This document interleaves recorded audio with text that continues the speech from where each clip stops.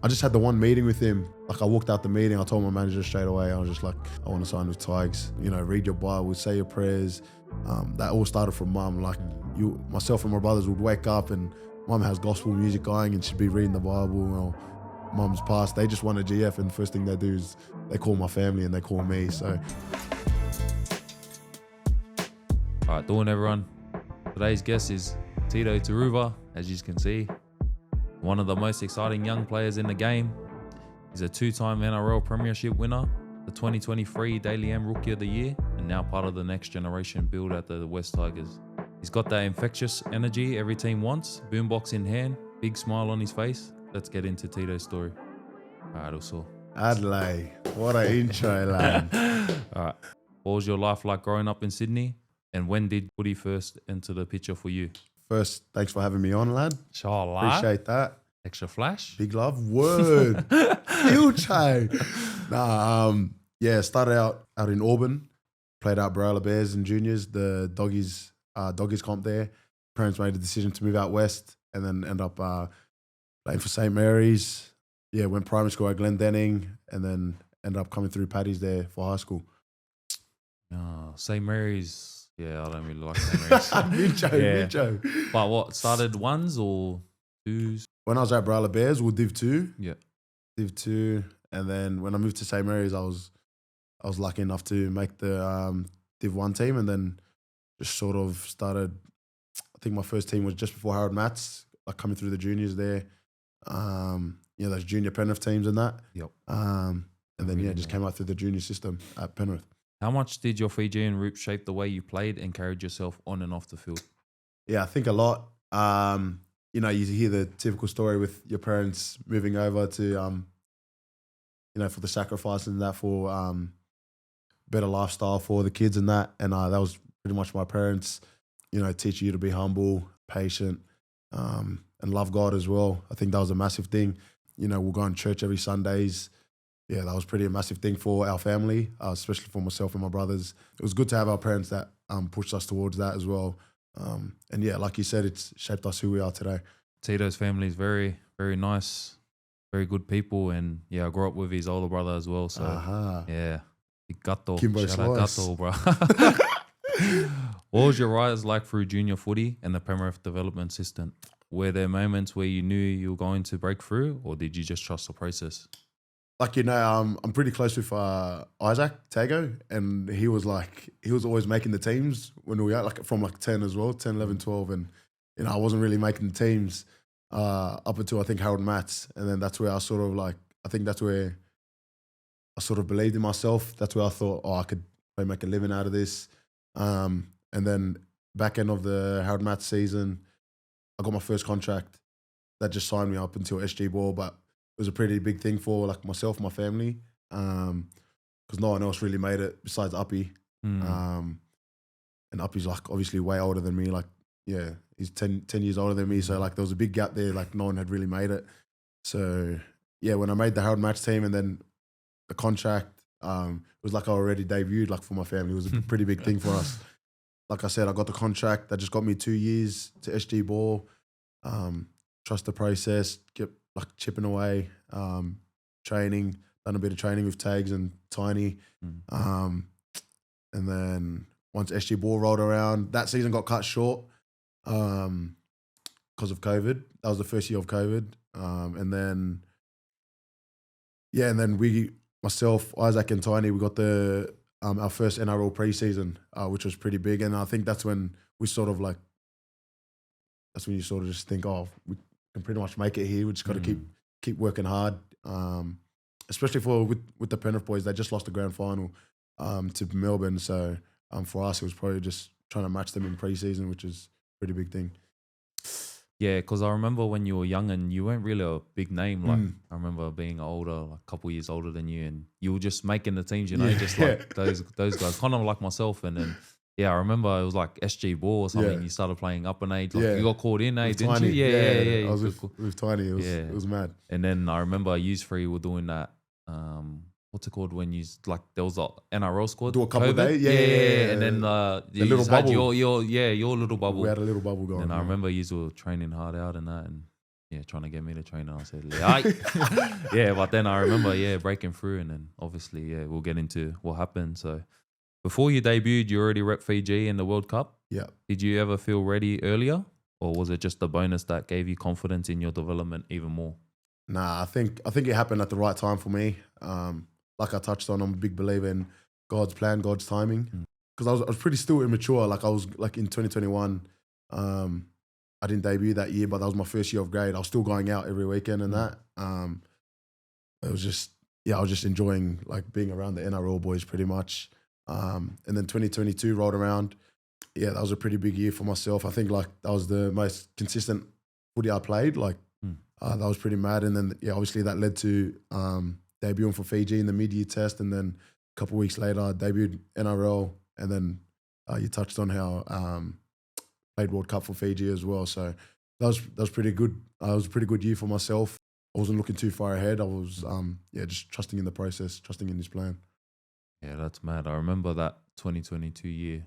You had a cracker season. He was started on the wing, eh? The 2022 year was Tiny was on the wing. Oh yeah, it was actually 2023 when because I remember playing a few games against you. Yeah, Tiny was killing it, and then I think he got Rookie of the Year for Penrith. Like he was killing it that whole season, and then he got injured in the semi, I think. Oh, and then that's when Stainsy got caught up for the GF. And I remember Tiny was just trying to do everything he could to make it back. But he had a cracker year. But then Stainsy rolled around, and then now we're with Stainsy at training, bro. Stainsy, bro. Shout out Chuck, bro. 2023 was a huge year. You locked in your spot and won Rookie of the Year. What clicked that year? Rolling into the 23 season was pretty massive for myself. The backline was Dill, Bizarre, Tiny on the wings, and then Tago and Critter. So it was a stacked backline, and I was sweet with just playing cup because that's that backline was I know that was a brazy backline, but then we had the World Club Challenge against what was it, St Helens or Wigan? Nah, St Helens. Yeah. And then that's when Tiny done his ACL. I remember, bro, I told him just last week how he was trying to come back on with the ACL, but he didn't know. He was still trying to strap it up and that. But I think that game was a Friday or Saturday, whatever. We rolled around on the Monday, and then Tiny got the news, and then I've pretty much came and told me, like, you ready? Like, this is your spot now. You can make it your spot. And then, just pretty much took it from there. And like you touched on, it was a pretty big year. Which grand final felt more special? The first time in 2023 being a part of that team's comeback win, or knowing it was your grand final in 2024? Far out.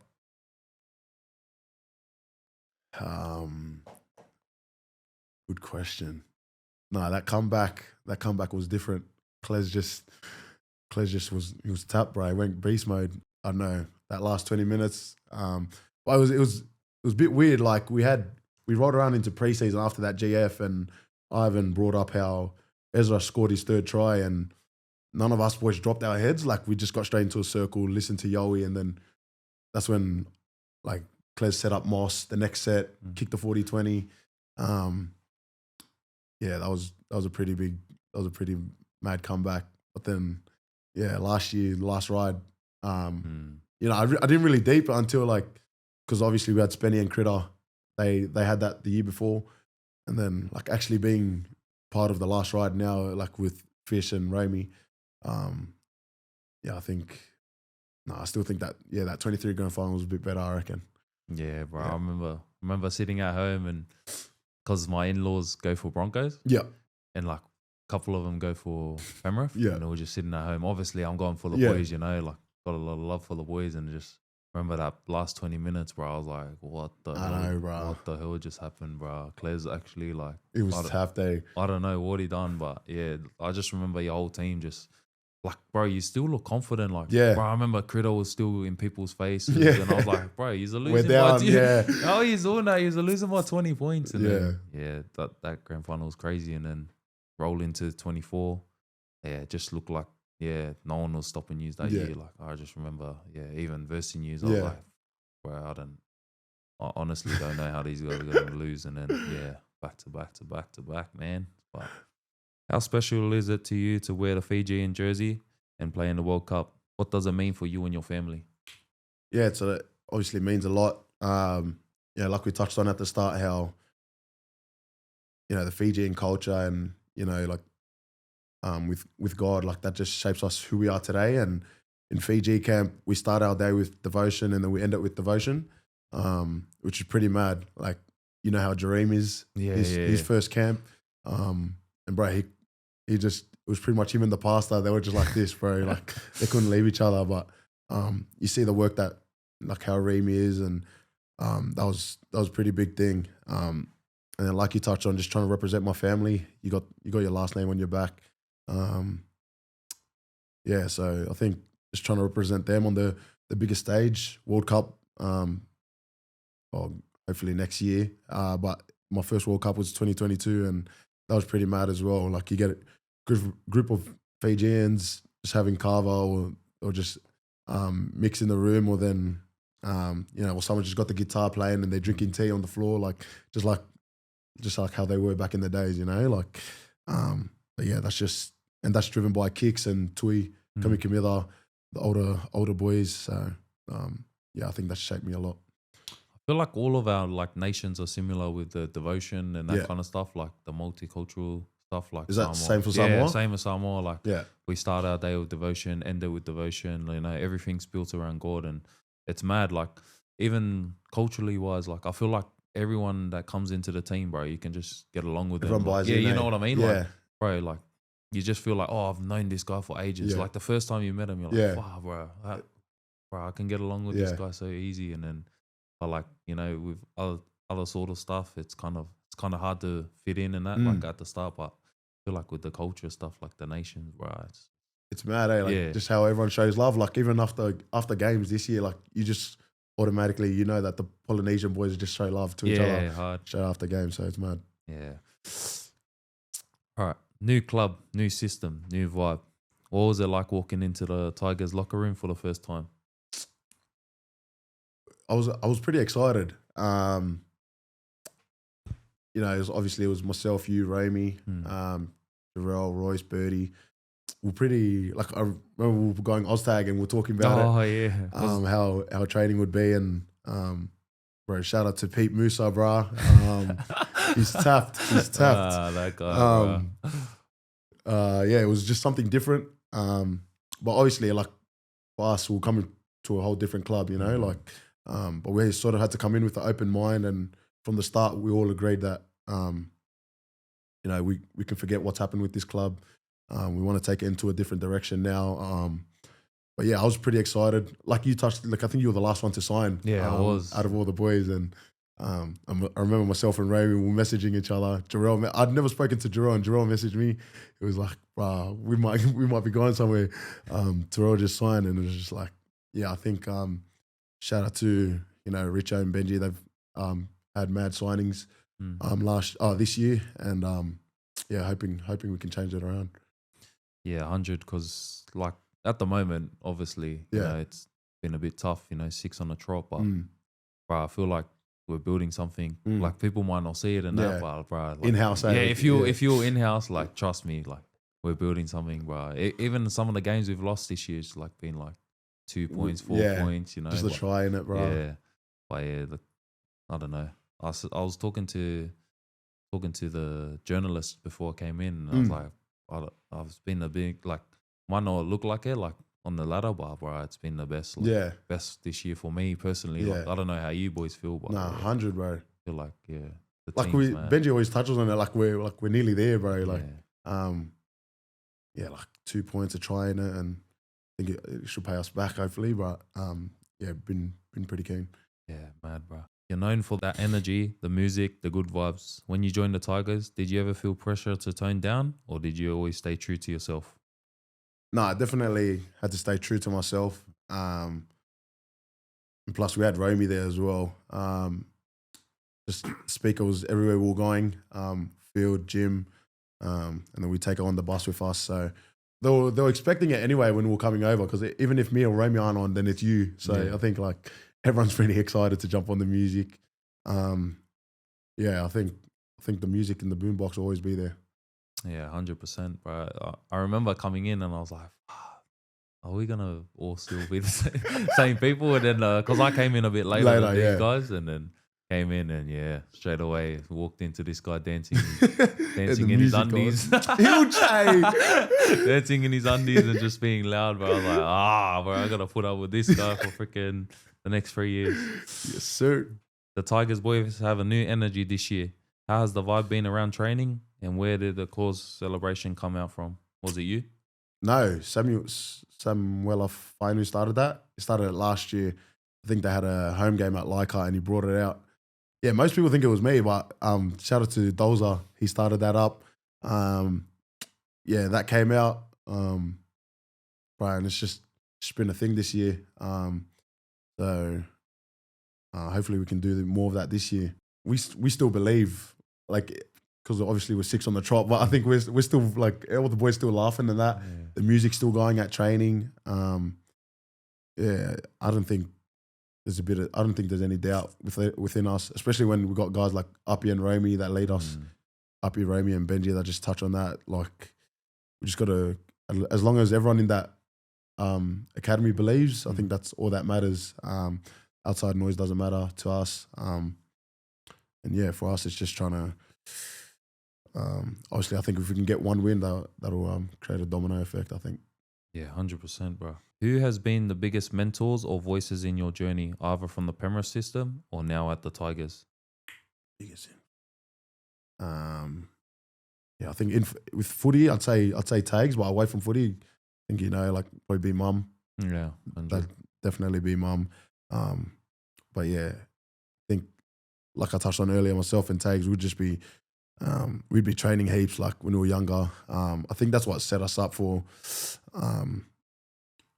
just for a good preseason, our first NRL preseason. Like, just being around each other. I think your brother would sometimes come down, and then we'd play Oztag with you, and Tyrone would fly over as well. That was like, you'd have a pretty mad group there out at Tregear. I think just. Yeah, I surrounded myself with the right people, I think, coming up. So I think that's what set myself up. You want to go into more about your mates? Yeah, I don't mind, bro. All right. How do I? All right. You spoke about your mum being a massive influence about your life. Not many people know, but just go into a bit of it. About your mum being a massive influence and the person she was and that kind of stuff. Obviously... Yeah, Mum was, like I touched on when I signed that contract back in Harold Matts, she was the one acting like I just debuted, like she was the number one person, just trying to, I don't know, she was just, like I was just happy, but then her just keeping me humble, like saying don't take this stuff for granted, but like all that stuff. And then she would see me around these big names, Kles, Yowie, Dill, Bizza, Critter, Spenny and that. Bro, she was just like over the moon. And Critter was the one picking me up, like taking me to training. And Critter just won Centre of the Year, like Rookie of the Year. And then my mom was just like, frick, like I can't believe that. Like one of the big dogs is like picking me up from home and taking me to training. Like she was just so shocked and she was just really grateful. But then, that was 2021, early 2021. And then the competition just got moved to Sunny Coast.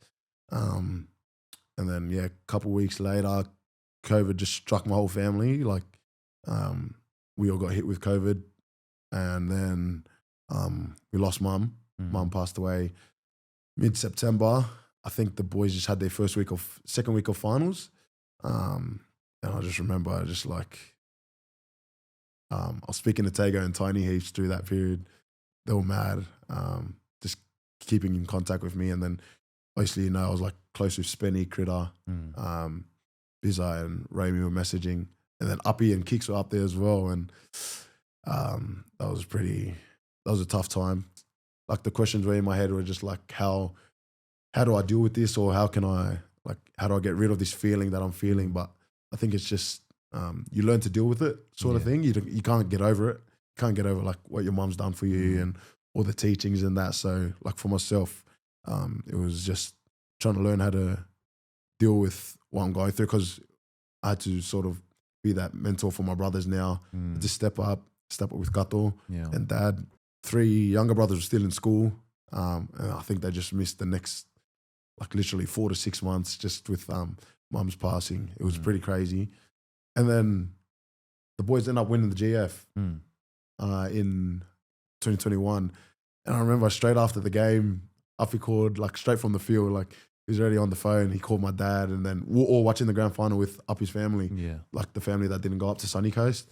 And that was pretty mad. He called me, and then after that, it was like Cruder called me, and he was with Tyrone and that, Tyrone and Bizza, and that was just. I can't forget those things, you know. Like mum's passed, they just won a GF, and the first thing they do is they call my family and they call me. So shout out to them boys. They've played a massive part in my journey so far. The teachings that mum has given us, you know, read your Bible, say your prayers. That all started from mum. Like myself and my brothers would wake up and mum has gospel music going and she'd be reading the Bible or these teachings, like, you know, just making sure that you pray every day. All these things that all started from her for us. And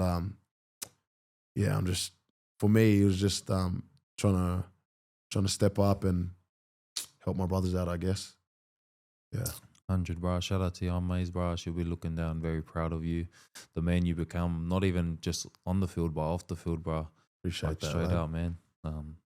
If you really got to meet Teets and the person he is and his family, bro, you'd be amazed of how humble and how God-fearing their family is. So, hey, shout out to all the boys that helped you out as well, man. Big love. Thank you. Not many people know this, but give us a bit of insight of Appy's relationship with you. Yeah. Obviously first cousins with Up. We've just been close since young. Like I said, I was living in the Auburn area, and he was too, around Lidcombe there. And myself and Kato, we'd just go, we'd sleep over like his house nearly every night. It'd be me and Kato, and then Uppy and his younger brother Bati, and then it would just be the four of us, just always on the Xbox. Far out.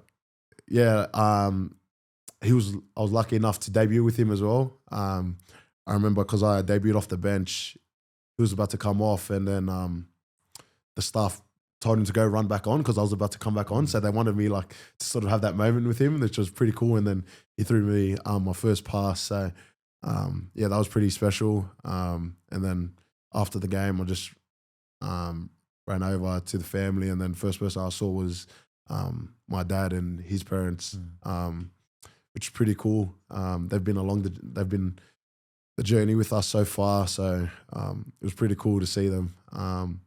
And yeah, like you touched on, like Uppy's been a pretty big mentor for myself. Even when I was at Penrith and he was at Tigers, he was messaging me to come over. So yeah, he was a big part in coming over. And then I think he's played a massive part in where I am as well. Hey, shout out Skipper, bro. Big love for you, man. Skip. Was Benji part of your decision to join the Tigers? What's it like learning under someone you grew up watching? Yeah, massive part. Romy had just signed the start of the year in 24. And then when I knew there was a bit of interest there coming from Tigers, I just asked him how Benji was. And then, and then he was just saying, bro, he's one of the boys, like the way he talks and that. And then, like, we see it firsthand now. He's actually the man, the way he talks to us boys, and then he jumps in at training, and then he rips our right edge apart. Yep. And then, but yeah, I think I just had the one meeting with him. Like, I walked out the meeting, I told my manager straight away, I was just like, I want to sign with Tigers. From the start of when we came in December, January to like now, he's just been, he's been a massive part, like just trying to grow our game. I think he's been mad for us. I think obviously there's been a lot of outside noise about him, but we know in-house how he's been, how he treats us. So that's all that matters for us. So yeah, big love to coach. Hard, because I see heaps of people saying like this guy doesn't give his time and that kind of stuff. Yeah, but bro, it's complete opposite. Yeah, actual.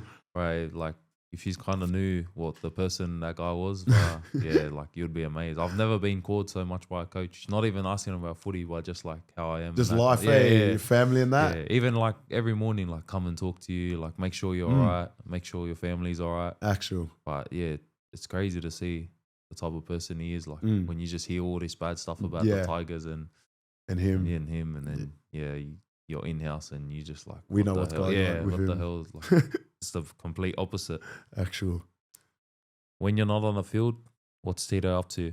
What makes you happy when footy's not in the picture? Bruh, I remember I was speaking to you about it, how like, because when I'm at home, like days off, I'm doing nothing, and then I always tell you how I just want to jump on the vlogging thing. Bruh, I think that's just been on my mind heaps. But yeah, days off, I pretty much don't do anything. Like we'd run into each other on days off at the do sauna and that, but other than that, I think I need to come up with something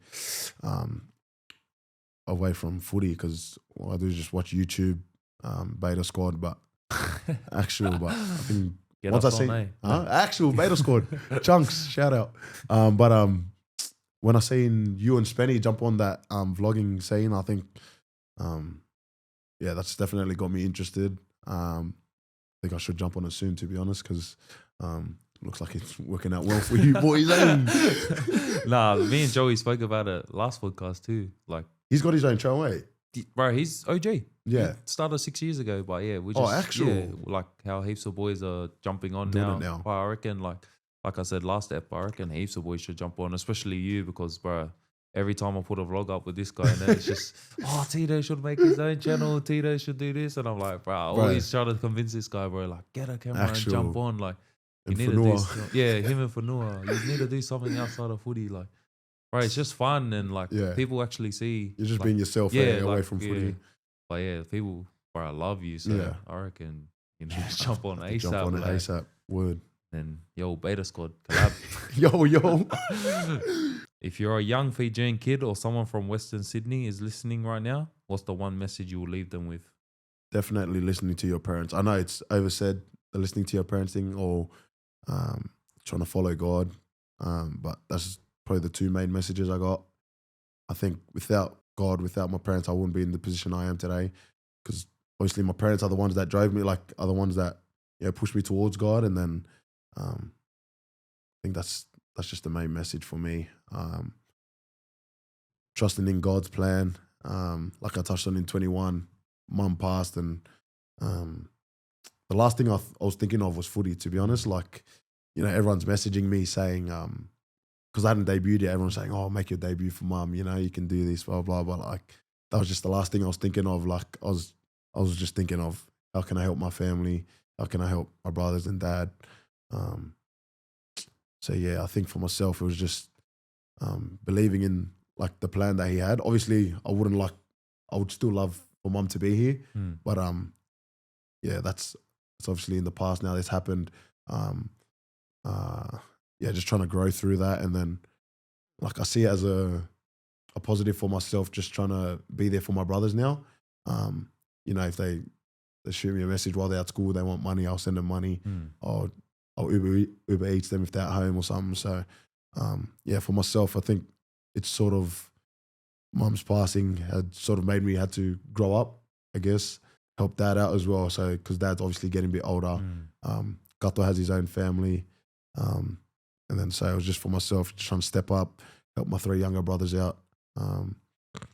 Because, Rod Wave just finished, he just finished school. Shout out Rod Wave, bro. Rod Wave just finished school, so now it's just the 2 younger ones. So for myself, it was just, believe in God's plan. And then what about for on the field? What message would you leave the younger generation, younger Fijian boys? Oh, keep working hard, bro. I think keep chipping away. Just my first team wasn't until Harold Mats, and then I ended up getting my first contract when I was like the NRL precinct. I was 18, 19, so I was lucky enough, blessed enough to get that at that age. But I think just hard work, bro. Like you see heaps of people who are like I don't think they're willing to take sacrifices actually. 100%. Sacrifices. Like even your story, bro. Like I think you killed it in your 20 season. At Penrith, and then there was a couple of years there where, know what happened with you, but then you were able to come back. When you debuted, I remember that week at Penrith, you debuted against Penrith, eh? Yeah. Yeah, we were winging out, bro. Like the boys were giving it to Tiny. We were just saying that like, no way you're going to show love to Terrell in the field and that. But yeah, I think, you know, you went up against like, you were against all odds, you know, like everyone gave it to you about your brothers as well, like, because they made it, and then you came through. So yeah, I think it was just sacrifices. I don't know what the story is with you, but you would have had to make, you know, sacrifices to get where you were. So yeah, for myself, just hard work and sacrifices.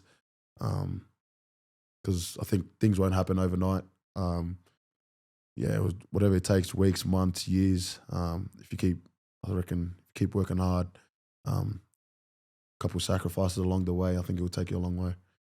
Hard, because we've both seen it in the flesh. Like you said, you only made whole mats. I didn't even make anything. Yeah. Like my first team was the 20s, and Yeah. you've seen a lot of boys like, wow, You way debuted more talented. you in that team with Birdo and Crit and that, yeah, bro. I was in that team. That's Yeah, But that team was we've both stacked. seen like way more talented than us, but just like get to a certain point where they're like, They weren't able to go away. because they don't want to work hard and that kind of stuff, or make sacrifices. And yeah, I had to learn that the hard way. That's why I debuted so old. And yeah, a lot of people, my age, I've seen so many people like get to a point where they're just about to debut, or like they're training with NRL and then they just quit, Drop off, or they're just like, nah, I'm too good. Yeah. And then, like it's crazy, bro.